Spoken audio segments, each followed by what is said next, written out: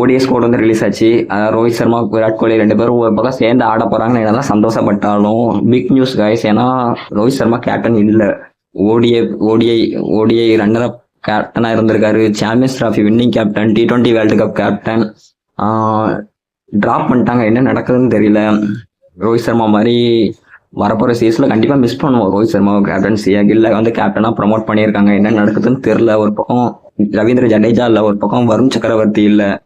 இல்ல கேப்டனா வச்சு கொடுத்துருக்காங்க. நிதிஷ்குமார் ரெட்டி எல்லாம் எதுக்கு எடுத்தாங்கன்னு தெரியல. ஆஸ்திரேலியா இதுல என்ன பண்ணியிருக்காங்க, எப்படி இருக்குன்னு பார்க்கலாம். இதுக்கப்புறம் வந்து பாத்தீங்கன்னா T20 ஸ்குவாட். இதுல வந்து பாத்தீங்கன்னா ரொம்ப ஷாக்கிங்கா இருக்கு. 2 ஸ்கூல்லயும் சுப்பன் கில்லும் நிதிஷ் ராணாவும் அர்ஷித் ராணாவும் 2 பேரும் இருந்துட்டே இருக்காங்க.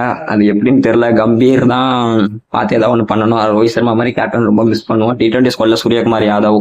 இது ஒரு 5 T20 நடக்கும் ஆஸ்திரேலியால. 3 ஓடிஐ, 5 T20. வெஸ்ட் இண்டீஸ்க்கு அப்புறம் அந்த டூர் வந்து ரொம்பவுமே சூப்பரா இருக்க போகுது. ஸ்ரேயஸ் ஐயர் வந்து ஓடிஐல வைஸ் கேப்டனா இருக்காரு.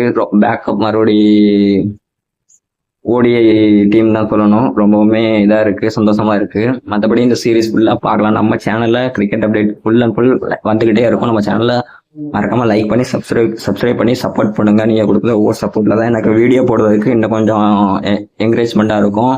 அதனால எல்லாரும் சப்ஸ்கிரைப் பண்ணி சப்போர்ட் பண்ணுங்க. மறக்காம லைக் பண்ணிட்டு போங்க. உங்க